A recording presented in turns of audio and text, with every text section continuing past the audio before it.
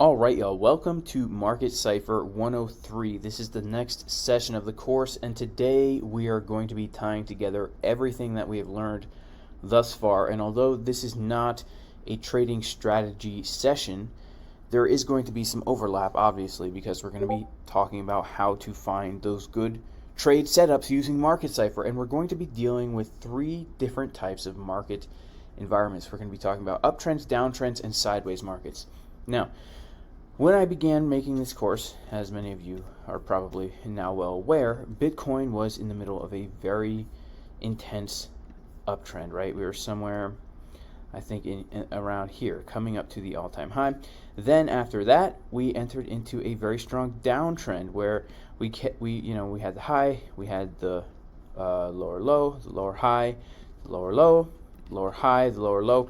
But more recently, we've actually been trading kind of sideways, right? Where the price has been going up and down. There haven't been too many good trends to catch in the bigger term time frames. And so we need to know how to use Market Cipher in all different types of market conditions.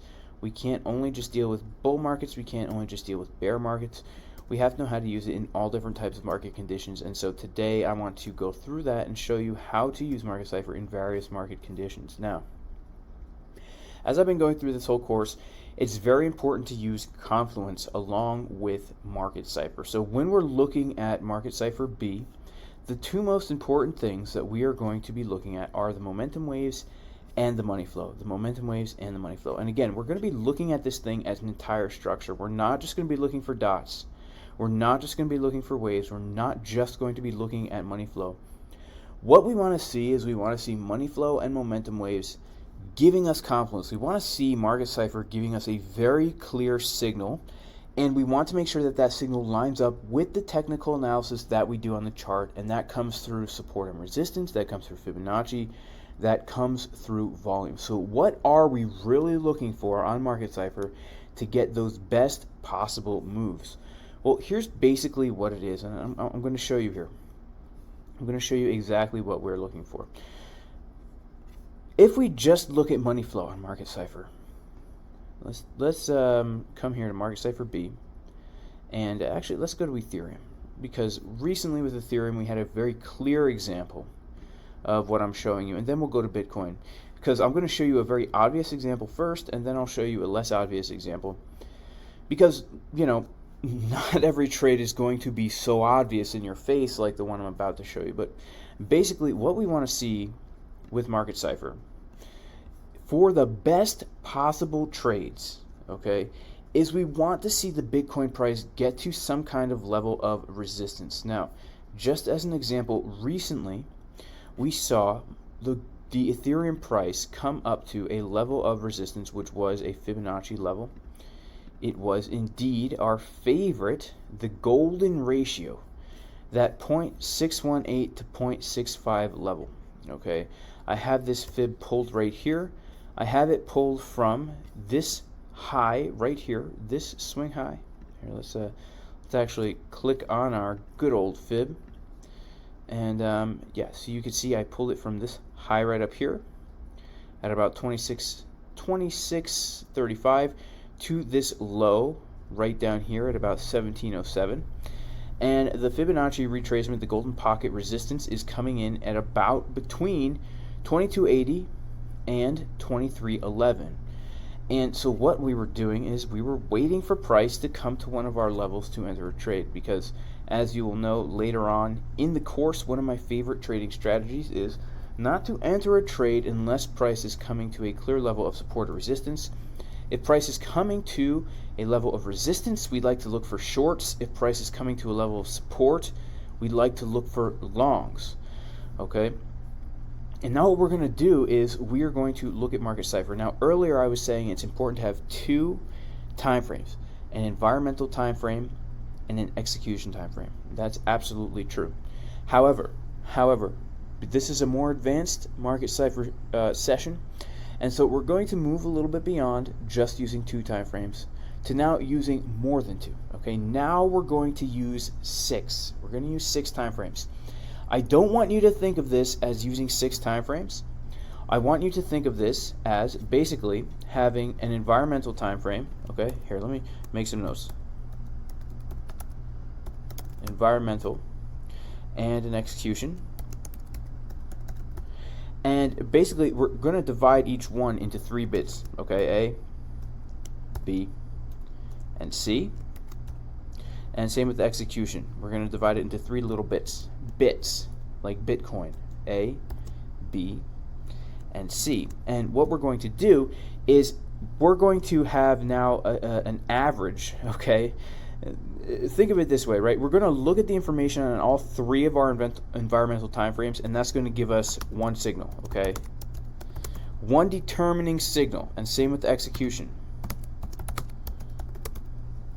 What I mean by that, guys, is we're going to interpret the information of our 3 environmental time frames, and we're going to take all that information and make one decision of what those 3 environmental time frames are telling us about the environment. And we're going to take the 3 execution time frames, and we're going to come to a determination, okay? We're going to look at the data on the 3 lower time frames, the 3 execution time frames, and we're going to average that data together in our minds and say, what is the one thing all 3 of these time frames are telling us? And you want them always to be telling you the same thing. So what we need to focus on is money flow and momentum waves. Money flow and momentum waves are going to be the most powerful things. If we come to Market Cipher B and we just turn on our gear, and let's turn off the VWAP, let's turn off our dots, okay? Let's turn off, well, we'll keep the 0 line on. Let's turn off the RSI, the STO RSI, right? Let's just keep on our money flow and our momentum waves. If we just look at the money flow and the momentum waves, we can see pretty clearly, and this is the 1 hour time frame, we can see pretty clearly that if we just draw a vertical line here, you know, we would have some pretty dang good trades if we just simply longed the money flow crossovers and shorted them, right? In general, I'm just going to draw a vertical line, and we're going to go back and back test it a little bit, right? We're going to go back and back test it a little bit. Whoopsie daisy. Back test it a little bit, and just notice here that if we had went long right here, okay, we would have had the potential to make a nice little 7% move. If we had went short right here, we would have had the potential to make a nice 32% move. Okay, then we had another money flow crossover right here. If we had went long right here, we would have had the potential to we really would have had the potential. Let's see here. If we had entered right at the money flow crossover to make a 2% move, okay, a 2% move, and then, of course, this is not saying we would have actually taken that profit. I'm just saying what the potential is. 11% right there, just the money flow crossover only, okay? So you can see how powerful this thing is. And then right here, we could have had a nice 13% move, and then again right here with this money flow crossover so far, we could have had a nice 1.6% move. What we want to do is we want to use the momentum waves to try and front run where the money flow is going to cross. Because you can see, if we're looking at the 1 hour time frame, the move down begins here before the money flow starts to cross, okay? And same deal right here, the upward move starts here before money flow crosses. In fact, we're in the middle of a purple wave here. If you want to find the best entries, you need to be able to determine when the wave is getting ready to switch from purple to blue, or of course most people red to green. Or if we're shorting, we want to be able to determine when the wave is about to turn from blue to purple, and we want to enter before it happens. That's how we're going to get the best setups. And the way we're going to do that is the momentum waves are showing us which way money flow is about to go. Okay, it might be a little hard to grasp at first, but let me show you what I mean. If we come to a lower time frame, let's say the 24-minute here, we can tell that money flow is getting ready to cross under because the momentum waves are getting less high as time goes on. In fact, this becomes even more apparent on a lower time frame, where we can really see that the momentum waves, even though the money flow is at its highest peak right here, the momentum waves are showing us, guys, even though money flow is at its highest peak, we're starting to come back up into the blue money flow. And we can see that the momentum waves and the money flow kind of work together.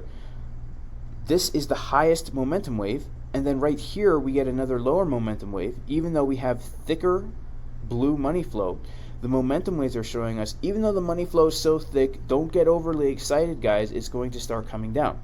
Same right here. Even though the money flow has gotten very, very thick, these momentum waves are showing us, nah, don't get so excited, guys. Whoa, get off my phone. Sheesh. Man, maybe I should turn that on silent before I do these videos, right? The momentum waves are showing us what is going to happen to the money flow. And I want you to go and look at this for yourself. Turn everything off except the money flow and the momentum waves. And notice that a lot of times, not every time, but a lot of times, you will see if the money flow is getting thicker and the momentum waves are getting lower, it's showing you that is the peak of the money flow, and from there we can expect things to come down.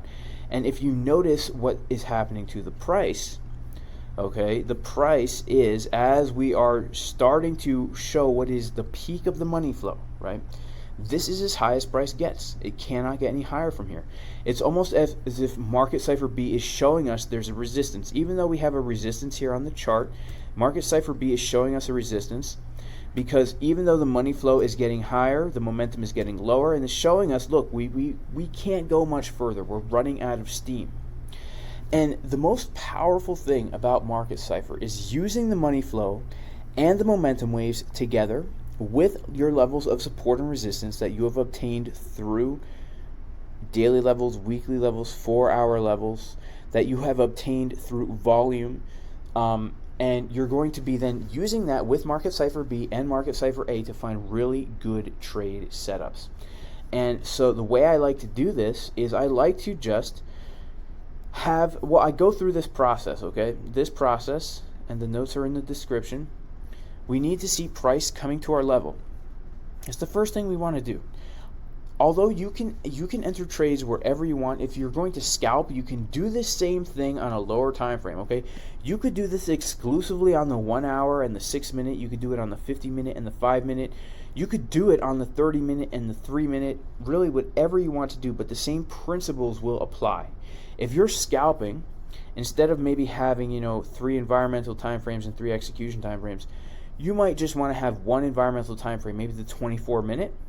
And then you have your execution time frames as maybe like the 6 minute, the 3 minute, and the 1 minute, or maybe even the 3 minute, the 1 minute, and the 30 second. Of course, you need to have the paid version of TradingView to get the 30 second. But I'm going to go over that later in this session. But what we want to do is we want to see price coming to a level. And this doesn't have to be a Fibonacci level. It could be any level, something that we draw by hand. Something that we draw by hand. For example, I'm just going to use this one as an example first, okay? Let's walk through how we're going to tie everything together and use everything to enter a good trade. Market Cipher B, Market Cipher A, and our levels. So I'm going to go ahead and turn on Market Cipher A for right now. And, like I said, Market Cipher A, we're just going to use it as reassurances. We're not really going to use this so much for our confirmations as much as we are our reassurances. Let me go ahead and turn on ribbon 5, my favorite Market Cipher ribbon. Click OK. And here's what we're going to do. The first thing we're going to do is wait for price to come to one of our levels. And when it's at our levels, then we go to the environmental time frames, those higher time frames. I like to use 1 to 3, okay? 1, 2, 3. You don't have to only use one environmental and one execution. You can use multiple. I like to use multiple. What we're looking for on the higher time frames is we want to see what is it looking like price wants to do. Now, of course, this is a trade that I took up here. And so, let me scroll over here. This is an actual trade that I took. I posted it in the Discord, and just so you guys know, this Discord is available not with the course. It's available by becoming a Patreon at patreon.com/Jayson Casper.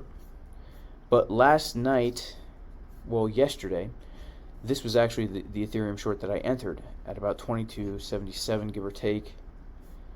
Well, actually, that was the exact entry. I posted this setup in the Discord. It did play out pretty much perfectly.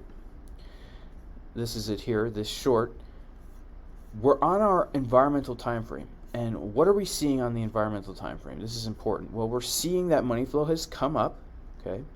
It's crossed from purple into blue, meaning we are moving up in money flow. But look at these momentum waves, okay? Look at the momentum waves. Even though the money flow is coming up, what do we see about the momentum waves? Came down very big time. Big time momentum waves have come down. This is very significant because even though Market Cipher is showing us direction, which it is, we can see now that direction is starting to come down.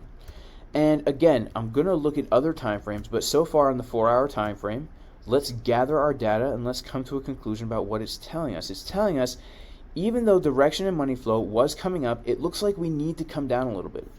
Because it looks like as we're coming up to our level of resistance, we're about to get a wave crossover right here. We can see that we're printing a top. The wave has gotten flat. In fact, if we turn on our VWAP, which I think I should have turned on anyway, VWAP is an important indicator. And in case you guys are wondering, my VWAP, the reason why it's a line and not an area is because I changed it from an area to a line. I like it better. I feel like it's cleaner. Other than that, I have not changed any settings on Market Cipher besides the colors of things, okay guys? The color and the style. I changed the VWAP to a line from a wave, and I've changed the color of the money flow. That's it, guys. I have not changed any other settings, just so you know. The VWAP is starting to, as we're touching this line, okay, it's starting to, it's kind of hard to see it in hindsight, but it's starting to come down. And here's something else, guys. We can see on Market Cipher that the price has gotten higher over time like this, and the momentum has come down over time like this. This is called a divergence. A divergence is when price and momentum do the opposite. If price is printing higher highs and momentum is printing lower highs, that's called a divergence. Another place we can look for divergences is the VWAP. Look at the VWAP printing lower highs as the price is printing higher highs. We see the price coming up. We see the VWAP coming down. We need to look at Market Cipher B and take all three things into account. We need to take into account the VWAP, the money flow, and the momentum waves. And what I like to do is, which direction is stronger on the 4-hour? Is it stronger that we're about to come down, or is it stronger that we're about to come up? 2 out of our 3 indications on Market Cipher B are showing us that we're going to come down. First of all, we have lower highs on the VWAP while price is giving us higher highs. We have lower highs on the momentum waves while price is giving us higher highs. Those are 2 bearish signs. We have higher money flow while price is coming up. This is a bullish sign, but if we were to average the 2 together on the 4-hour, this is a bearish signal on Market Cipher B. This chunk of Market Cipher B is overall bearish. But, so we came, okay, so we're looking at our environmental time frames, okay? That was the 4-hour bearish, okay? Now let's go to the 2-hour and see what we can see on the 2-hour. Go down to the 2-hour, and what do we see? Well, we see something which is also quite bearish, where let me remove some of these drawings here. We see that momentum continues to get lower as price continues to get higher. Again, that is a bearish sign right there. That is a bearish sign. We can see that we do have somewhat of a bearish divergence in the VWAP here, right? Price is coming higher and VWAP is coming lower, but then all of a sudden we get a spike in the VWAP, which is actually, if we look really closely, guys, it's still a bearish divergence on the VWAP. If we just draw a horizontal line at the top of this one here, okay, we can see that the first wave touches the VWAP, the second wave does not touch the VWAP. So again, that is a bearish divergence on the VWAP, something that we need to take into account. Now the money flow is getting super thick, but remember what I said earlier in this session. The momentum waves are showing us what is going to happen to the money flow, right? The momentum waves are showing us what is happening to the money flow before it happens, right? We can see here, once we start printing the higher waves, it's showing us that the money flow is starting to curve back to the upside. So now we can say, now that we're starting to print the lower waves, showing us money flow is starting to curve to the downside. So again, our second environmental time frame, bearish. Now, C, I like to use the 1 hour. And this is for, swing trades, day trades. This is not for scalping. When I'm using the 4 hour, the 2 hour, and the 1 hour, this is for swing trades, day trades, not for scalps. I'll get into scalps later in the session, but let's go now to the 1 hour and see what we can see. On the 1 hour, what do we see? This is extremely bearish, right? On the 1 hour, we can see a bearish divergence where momentum is coming down as the price is coming up. Okay, remember, a divergence is when the momentum and the price are doing the opposite. If you see a high and then a higher high on the price, and you see a high and a lower high on momentum, that is called a divergence, and it works for longs and shorts. For longs, you want to see a lower low and a higher low. You want to see the price printing lower lows and the momentum printing higher lows. But for shorts, you want to see price printing higher highs and momentum printing lower highs. Not only do we see that there is a divergence on the momentum waves, we also see that there's a divergence on the VWAP, right? Price has been coming higher and higher. The VWAP has been getting lower over time, guys. This is what we're seeing. Again, remember, we're not even going through this process here of environmental timeframes until prices come to our level. First, we want to see price come to a level. The levels are always going to be our reference point for entering a trade. Even in an uptrend where we're in uncharted territory, we can use fib extensions to obtain those levels. But yeah, so we've got the divergence in the momentum. We've got the divergence in the price. Okay, divergence right here with the momentum. Divergence with the VWAP. And then we even have a divergence with the money flow, where we can draw a line on the money flow, see it coming down as price is making a higher high, money flow is coming down on the 1 hour. So 3 out of 3 indications of this thing here are bearish. And again, back in hindsight, it didn't look like this, it looked like this. This is what I saw when I entered the trade, right? The red dot had not even confirmed yet on Market Cipher B on the 1 hour, but we were able to see it was about to print. We were able to see the divergence on the VWAP, the divergence on the momentum waves, the divergence in the money flow. Price was printing a higher high, coming right up to a resistance level. Okay?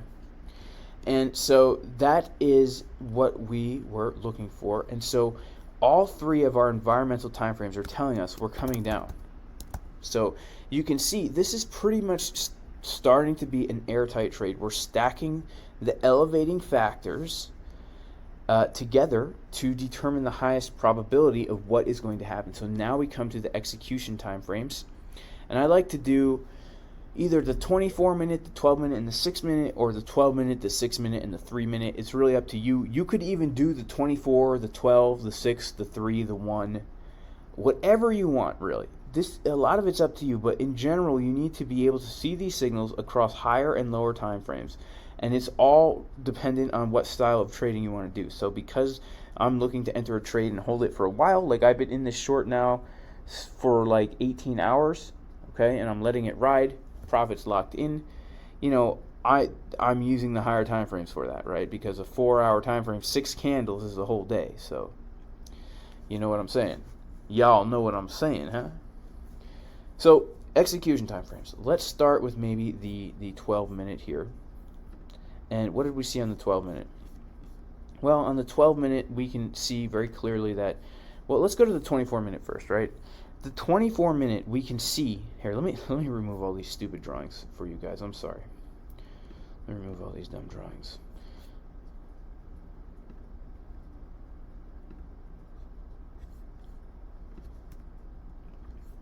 The 24 minute. Now that okay, so keep in mind what we did, guys. We saw price was coming to our level. We used our environmental time frames to determine that things are bearish. So we're already very biased toward a short. So now what we're doing is we're taking the information that we already have, okay? And in fact, let me put this here, okay?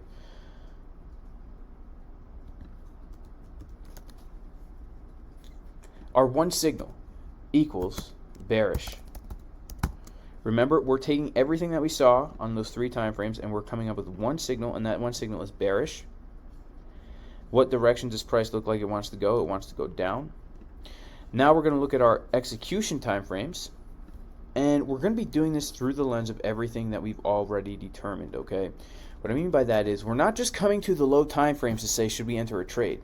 We're coming to the low time frames taking for granted the fact that we know price is at a resistance, taking for granted the fact that we know the higher time frames are showing us bearish signals, and that's how we're going to approach these lower time frames, with that bearish mentality. Now we're going to look to see if we see divergences on the lower time frames, and if we do, then that's where we would want to enter the trade. So for the 24-minute time frame, as we're coming up to our point of resistance, what do we see? We see the momentum waves coming down. We see the money flow coming down, even crossing over into the purple as we're coming to our resistance, right? What else do we see? We see the VWAP printing lower highs as we are coming to our point of resistance, okay, over time. Now, here's something I should point out, guys. A lot of times on these lower time frames, you're going to have to see more over time. These things happening over time. Like, this is the 24 minutes, so keep in mind, from June 27th all the way to June 30th, 3 days these things were forming on the chart. So we're looking back 3 days to say, you know what, for the past 3 days, momentum has been coming down, money flow has been leaving, VWAP has been getting lower. You know, keep these things in mind. It's not just, you know, just one little divergence. Although, if we zoom in, if you're scalping, you can see that really any old divergence will work here, right? I mean, we have right here we have a high, and then we have a higher high, and here we have a high, and then we have a lower high. Well, what do you know? A great short. And then we have a high and then a lower high. What do you know? A great short. And then we have a high and then a lower high. What do you know? A great short scalp, right?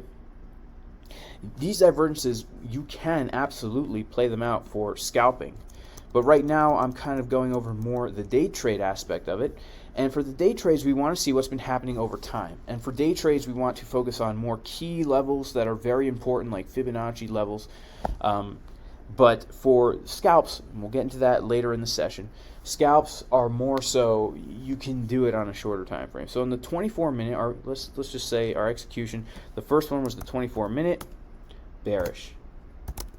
3 out of 3 indications were bearish. Let's come down to the 12-minute now. What do we see on the 12-minute? Same deal. Divergence over time, money flow coming down over time, VWAP also coming down over time. 12-minute, bearish. Now, where would we get our entry?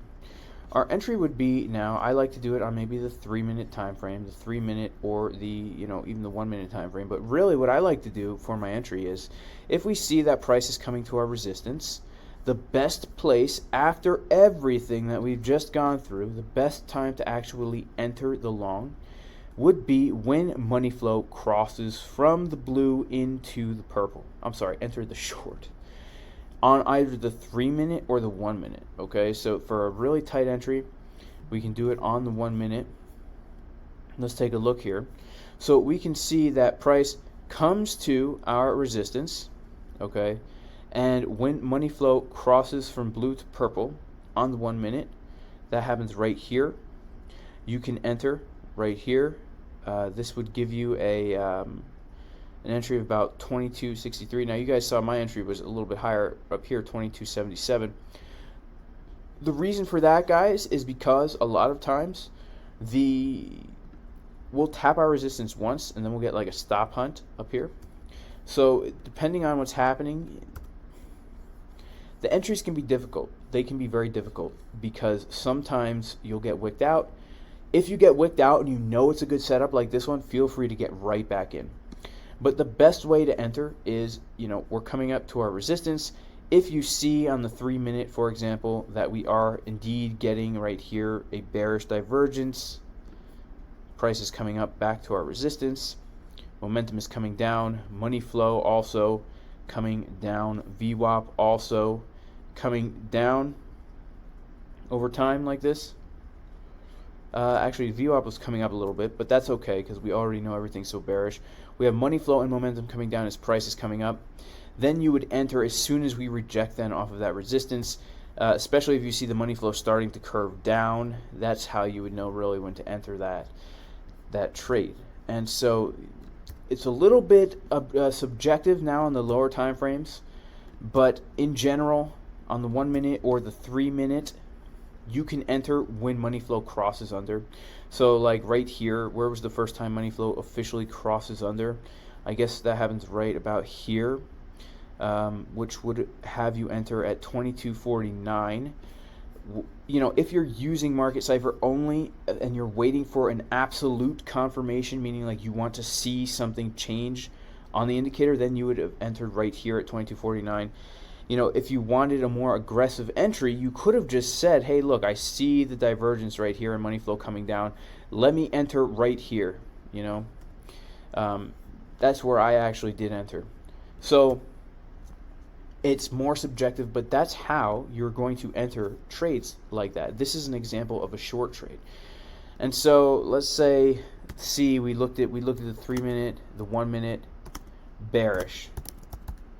And so did we see the divergences? Yes, we did. So we entered. The fourth thing, you know, I like to do, guys, is I like to look for a reaction off the level, which is really, you know, just this, a reaction off the level. We see that we have been unable to come above this level 3 times. That to me is a clear reaction. Other types of reactions would be a wick that comes up really high and gets pushed back down really quick, kind of like this, right? Like this wick. We see this wick here. This candle, the price is unable to hold above here at all. It just gets wicked right down multiple times. Boom, boom.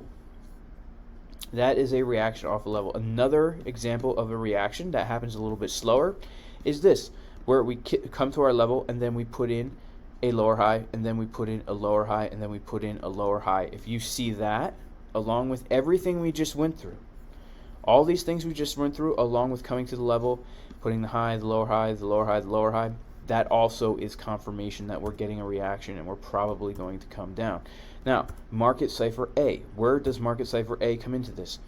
I like to use the blood diamonds and stuff and the yellow X's on Market Cipher A to help me with my entries, right? We don't really see anything too much up here on the 1 hour. On the 4 hour, again, we didn't really see anything on Market Cipher A. Let's come down to the 24 minute. On the 24 minute, we don't see much, but we do get a blood diamond right here. And this blood diamond probably started confirming right around 22.44. So if you had wanted to wait for Market Cipher A to give you something, you still could have gotten a pretty nice entry here, right? Also, maybe you wanted to wait for us to come below ribbon 5 on Market Cipher B with the blood diamond, still getting a very nice entry. But for me, you know, I really look for Market Cipher A on the lower time frames.